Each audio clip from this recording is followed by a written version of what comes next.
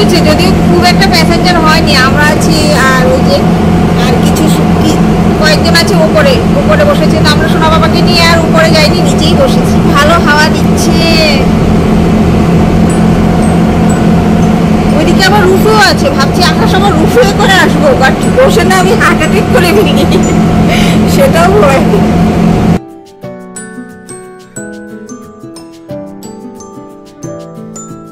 তুমি উঠে গেছ বাবা, উঠে গেছ?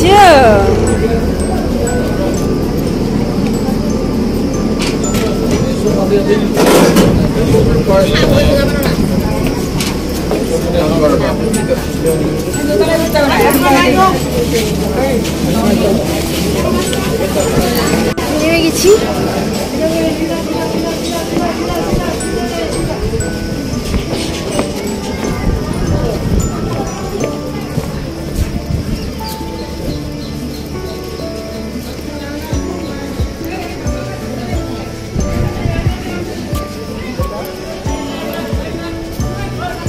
এই জামা পড়তেছে না, ঘুমিয়ে পড়েছিল, এখন আবার উঠে গেছে।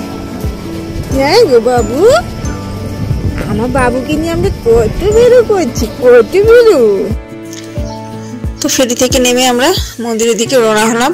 আর মন্দিরটি কতটা উঁচুতে সেটা কিন্তু নিচে থেকে বুঝতে পারিনি, ভাবলাম হয়তো কিছু সিঁড়ি তারপরে মন্দিরের কাছে পৌঁছে যাব, বাট যখন উঠতে শুরু করলাম তখন বুঝতে পারলাম।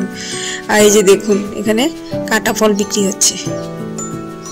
তো যেটা বলছিলাম, যখন উঠতে শুরু করলাম দেখলাম শুধু সিঁড়ি আর সিঁড়ি, শুধু উপরের দিকেই যাচ্ছে, এতটা উপরে আর এতগুলো সিঁড়ি। বাট আশেপাশে যে দৃশ্যগুলো সত্যি খুব মনোরম ছিল, একদম দেখার মতন। সে যাই হোক, তো এবার আমরা উপরের দিকে উঠতে শুরু করলাম। দেখুন কতগুলো সিঁড়ি, যারা গেছেন তারা তো জানেন, আর যারা যাননি তারা দেখে নিন যে কতটা উপরে উমানন্দ মন্দির। আমরা কিন্তু উমানন্দ মন্দিরে যাচ্ছি, যেটা হলো একটা আইল্যান্ড।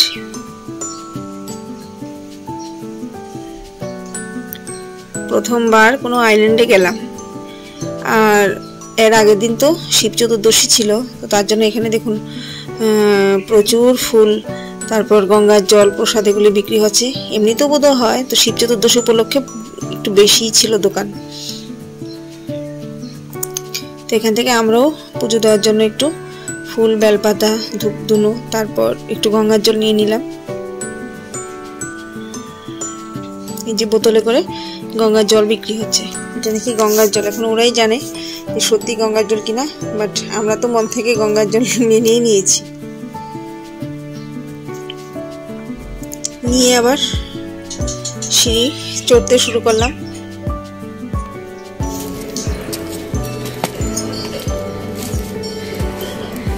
ওরা বাপ ছেলে তো উঠে যাচ্ছে, বাট আমিই পারছি না সিঁড়ি উঠতে। সোনা বাবা হওয়ার পর থেকে না কোমরে প্রচন্ড ব্যথা হয়ে গেছে, কোমরে জোরই নেই। এই যে কিছুটা ওঠার পর আবার আপনাদেরকে দেখাচ্ছি যে আরো কত সিঁড়ি বাকি। এই যে দেখুন, এই শুধু ঘুরে ঘুরে সিঁড়ি উঠতে হচ্ছে। সে যাই হোক, এসেছি যখন তো সিঁড়ি চড়তে হবে, কারণ কষ্ট না করলে নাকি কৃষ্ণ মেলে না। তো তীর্থ করতে নাকি কষ্ট করতে হয়, ঠাকুর দর্শনের জন্য এটুকু কষ্ট তো করতেই হবে।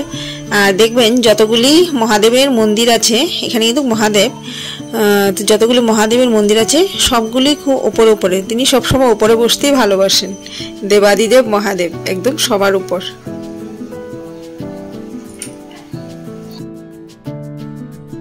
দাঁড়িয়ে একটু রেস্ট করছি। তো এখানেও অনেক দোকান, দেখুন কত ফুল, ফুলের মালা বিক্রি হচ্ছে। আরো প্রচুর শীত, ওই যে দেখুন। খুব ভালো লাগতেছে, আসলে খুবই ভালো লাগছিল, কারণ সত্যি মন্দিরটা খুব সুন্দর। আমি বাড়ি থেকে আসার সময় মনে মনে বলেছিলাম যে আসলে পরে উমানন্দ মন্দিরে যাব। এতটুকু পর্যন্তই, ভেতরে কিন্তু আর ক্যামেরা নিয়ে যাওয়া যাবে না। চলে এসেছি আমরা মন্দিরের মেইন গেটে।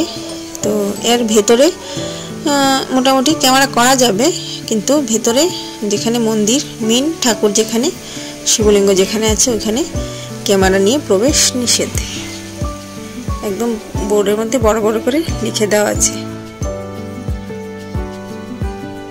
আর এখানে ঢুকতেই প্রথমে আছে একটা গণেশের মূর্তি, এই যে সামনে মূষকরাজ বসে আছে।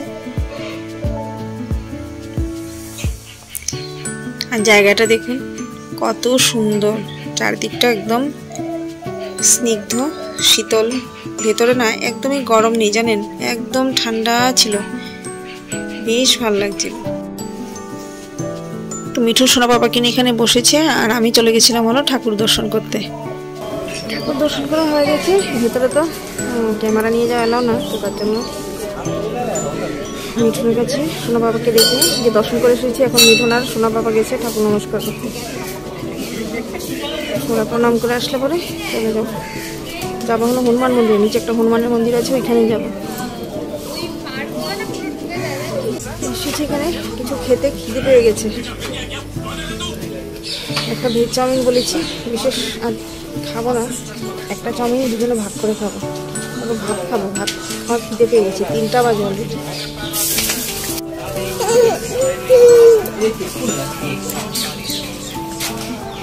যে একটা ভেজ চাউমিন,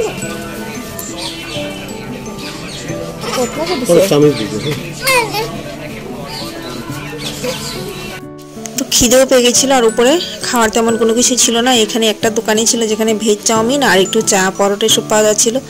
তো চা পরোটা আর দুপুর করে খাইনি, কারণ দুপুরবেলা আমাদের চা খাওয়ার অভ্যেস নেই। তো মিঠুন বলে চলো একটা ভেজ চাউমিন নিয়ে নিই। আর এতটা বাজে চাউমিন ছিল যে কি বলবো, আমি আমার জীবনে কোনোদিনও এত বাজে চাউমিন খাইনি। তো আমি একটুখানি খেয়ে মিঠুনকে দিয়ে দিয়েছি, তো মিঠুনও পুরোটা খেতে পারিনি, খুবই বাজে চাউমিন ছিল। জানি না কেন এতটা বাজে, এমনিতে আমি নুডলস পছন্দ করি না, তার মধ্যে যদি এতটা বাজে হয় তাহলে আমার পক্ষে খাওয়া সত্যি অসম্ভব। তারপর চলে এসেছি নিচে যেখানে ডাব বিক্রি হচ্ছে।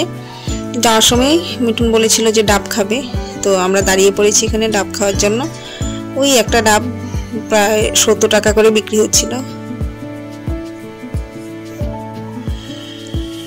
তো আমরা দুজনে দুটো ডাব নিয়েছি, টুরিস্ট স্পটে একটু দাম তো বেশিই হয়।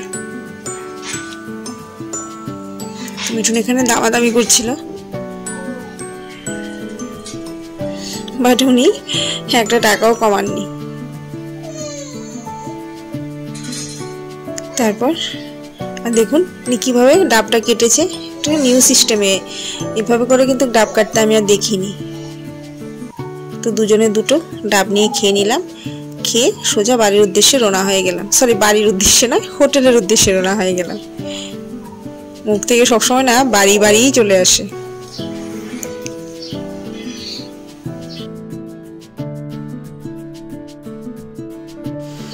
তো ডাব খাওয়া শেষ করে আমরা ঝটপট গিয়ে ফেরিতে উঠে পড়লাম, কারণ ফেরি বেশিক্ষণ দাঁড়াবে না। তো আমরা লেট করিনি।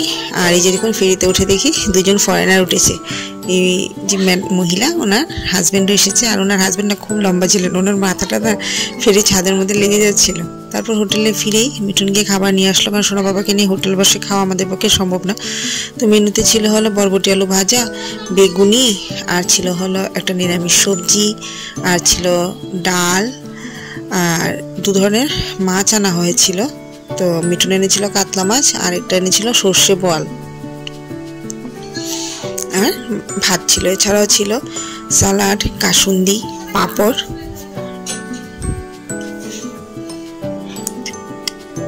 এই যে এখানে আছে হলো কাতলা মাছ, পিসটা যথেষ্ট বড় ছিল। তারপর আমরা খেতে বসে পড়েছি। তো মিঠুন কাতলা মাছটা খাবে, ওকে বলেছি পুরোটাই খেয়ে নিতে, বাট ও পুরোটা খাবে না, ও একটুখানি ভেঙে আমাকে দিয়ে দিয়েছে। কাতলা মাছটা খেতে বেশ ভালো ছিল, খুব ফ্রেশ ছিল মাছটা।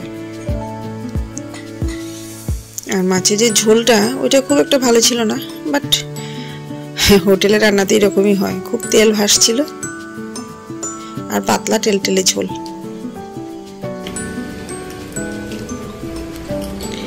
প্রথমে আমিও একটু কাতলা মাছটা দিয়ে খেয়ে নিলাম, তারপর ভেবেছি খাবো হলো বোয়াল মাছটা দিয়ে।